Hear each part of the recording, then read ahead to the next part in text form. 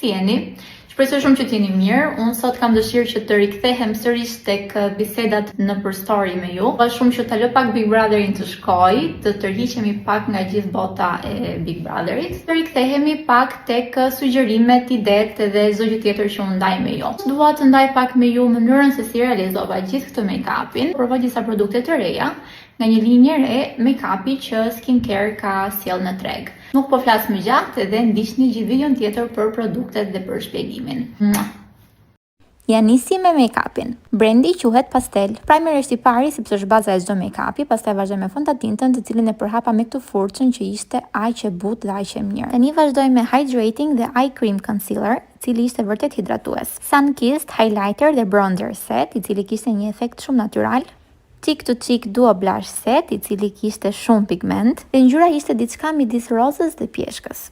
Vazhdoj me vetullat dhe pastaj përdora bronzerin si palet për syt.